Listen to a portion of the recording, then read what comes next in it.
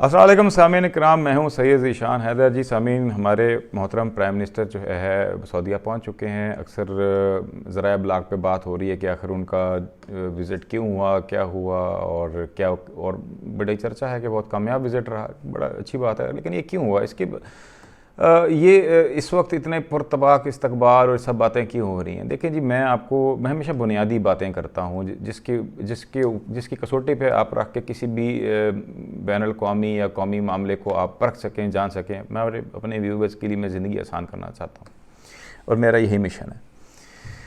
देखिए, कोई भी रिलेशनशिप होता है, मसलन आप डॉक्टर के पास जाते हैं, डॉक्टर को पैसा चाहिए, आपको इलाज चाहिए, तब वो आप हो जाता है, सही हो जाता है और आपका रिलेशन बन जाता है। आप वकील के पास जाते हैं, आपको मशवरा चाहिए, उसको पैसे चाहिए, चल जाता है, ठीक है। तो इसी तरह जब भी दो लोगों के दरमियान अच्छे ताल्लुकात होते हैं, दोनों को एक दूसरे से कुछ चाहिए होता है और मिल रहा होता है, वरना वो नहीं होता। दोस्तों में भी अगर आपको कंपनी चाहिए, अच्छा दोस्त चाहिए, उसको भी वही चीज़ चाहिए, तो आप दोनों का आपस में रिलेशन बन पाता है और आप जो है वो अच्छे दोस्त बन के रह पाते हैं। और अगर एक शख्स जो आदम बेजार किस्म का हो और उसको दोस्त नहीं चाहिए और आपको और दूसरा आदमी जो है उसको फ्रेंडशिप की रिक्वायरमेंट हो, तो दोस्ती कभी नहीं चल सकेगी, वो ख़त्म हो जाएगी। ये एक मैक्रो लेवल के ऊपर मैंने बात की, इसी को आप बड़ा कर लीजिए और सऊदीया के पर्सपेक्टिव पे ले जाइए कि जो हालिया विज़िट है खान साहब का। और देखें, इसकी थोड़ी सी बैकग्राउंड ये है कि एक यमन वॉर के अंदर उनको आपकी फोर्सेस की रिक्वायरमेंट थी, मियाँ साहब का दौर था, उन्होंने इनकार कर दिया।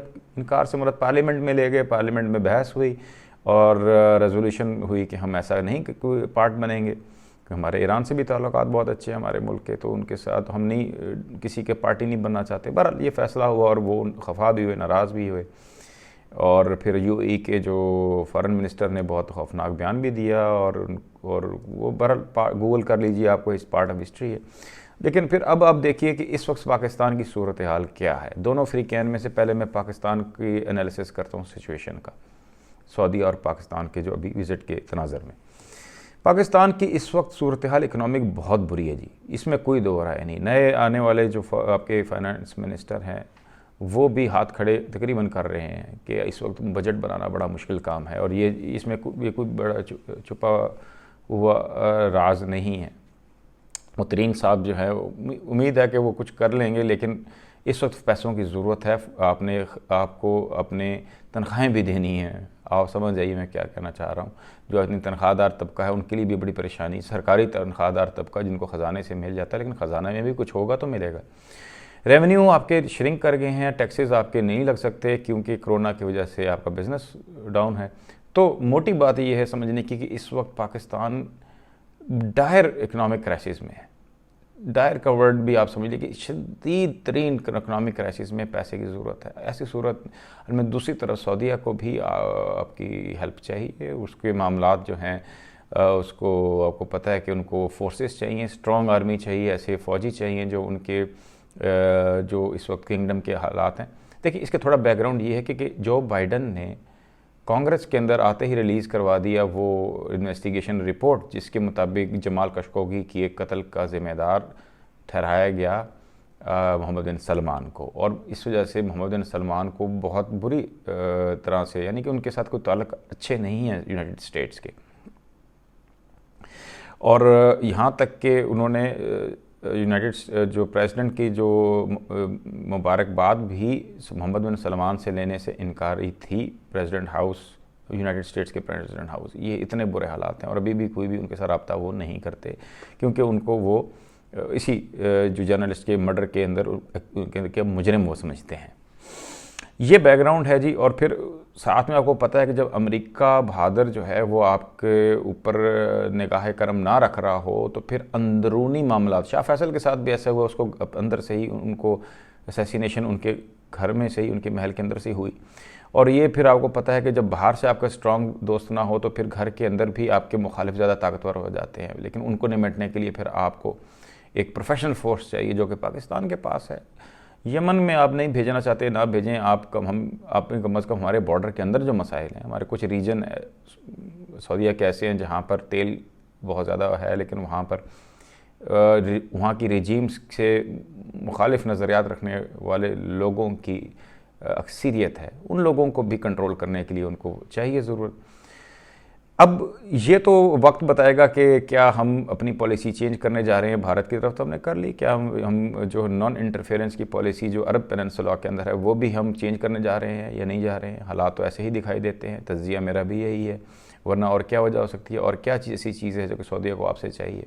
आपको जो चाहिए वो तो वाज़ेह है, सऊदीया को भी इसके अलावा क्या चाहिए मुमकिन नहीं कहा नहीं जा सकता। और फिर वैसे ही पाकिस्तान ऑर्डिनेंस की उसके ऊपर चल पड़ा है और पार्लियामेंट को वैसे ही एक साइड लाइन कर चुके हैं हम। इलेक्शन रिफॉर्म्स का भी ऑर्डिनेंस आ चुका है इसी वजह से कि पार्लियामेंट के ऊपर जो है हुकूमत को सुबकी का सामना पे हो सकता है। और अगर ये सऊदीया से पॉलिसी शिफ्ट की बात भी अगर पार्लियामेंट में की जाती तो शायद उसका भी वही हाल होता।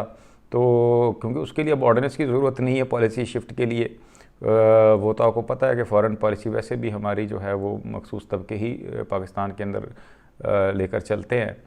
तो मुमकिन तौर पे यही तज़्ज़िया है जी, वक्त आएगा तो चीज़ें बाहर आ जाएंगी। अभी जो है कबल अज़ वक्त होगा कहना कि हमने वाकई फ़ौजियों को वहाँ पर रवाना करने का फ़ैसला कर लिया या जा रही हैं या नहीं जा रही।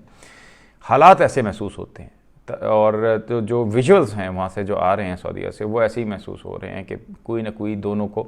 अच्छा, फिर एक चीज़ और भी मैं अर्ज़ करता जाऊँ कि जब आपकी कोई भी रिलेशनशिप होता है, दोस्ती होती है, चाहे ज़ाती सतह पे या मुल्क की सतह पे, वो ज़्यादा स्ट्रॉन्ग तब होती है कि जो आपको चीज़ चाहिए वो आपका जो दोस्त है वो आपको प्रोवाइड ना कर सकता हो, और दोस्त जो है वो दूसरा जो ऑपोजिट जो है उसकी और आपकी रिक्वायरमेंट जो है वो एक ही लेवल की हो, तो तब ही जो है वो उसके अंदर मतलब उस दोनों को दूसरों से ज़रूरत जो है ज़रूरियात जो हैं वो बहुत स्ट्रॉन्ग हो, तो तभी वो दोस्ती मजबूत होती है। तो अब जो गर्मजोशी जो दिखाई दे रही है हमें दोनों ममालिक के दरमियान, तो मुमकिन तौर पे शायद उनको भी हमारे सिवा कोई और ऐसा सोर्स नहीं मिल रहा अपनी ज़रूरत पूरी करने के लिए, और हमारे भी फाइनेंशियल लगता है सूरत हाल हम कॉर्नर होते हुए दिखाई दे रहे हैं कि शायद हमें जो इस वक्त इकनॉमिक नीड है तेल की सूरत में इन काइंड या फिर फाइनेंशियल सपोर्ट मज़ीद की सूरत में, वो सऊदीया से मिलने के इम्कानात हैं, और इसी वजह से वहाँ से कुछ अच्छी ख़बरें सऊदीया से आ रही हैं। बहरहाल पाकिस्तान में जो कुछ भी अगर पॉलिसी चेंज होनी है तो असूली बात यह है कि इसको पार्लियामेंट के थ्रू होना चाहिए। पहले भी सऊदीया के ख़ास नुक्ता नज़र के मुतालिक एक करारदाद मंजूर है, और अगर वो ख़ास मखसूस वो पॉलिसी चेंज करनी है तो फिर उसको दोबारा पार्लियामेंट में लाना चाहिए, उस पर बहस होनी चाहिए, और फिर अगर पाकिस्तान के अवाम पार्लियामेंट के थ्रू अपना फ़ैसला देते हैं कि हमने अपनी पॉलिसी चेंज करनी है, अपनी अफवाज को रवाना करना है सऊदी अरब में, तो फिर ज़रूर कर देना चाहिए, और अगर नहीं तो फिर नहीं करना चाहिए। जमहूरियत का और वक्त का और सही जो कसौटी है, मतलब डिजोरो जो है कानून का भी यही तकाजा है, और पाकिस्तान की अवाम को की उमंगों के ख़िलाफ़ उम्मीद है कि ये हमारा जो हुकूमत है ये ऐसा कोई इक़दाम नहीं उठाएगी, लेकिन इससे कोई कुछ भी चीज़ एक्सपेक्टेड है, क्योंकि जब डेस्परेशन होती है तो फिर ऐसे फ़ैसले हो जाते हैं जो कि बाद में चलता है पता है कि बहुत बड़े ब्लंडर्स थे। बहरहाल पाकिस्तान, अल्लाह ताला पाकिस्तान को अपने हिफ्ज़ अमान में रखे और हमारे जो करता धरता हैं उनको सही फ़ैसले करने की तौफ़ीक़ अता करे। आज तक के लिए इतना ही। सैयद ज़ीशान हैदर को इजाज़त दीजिए। खुदा हाफ़िज़।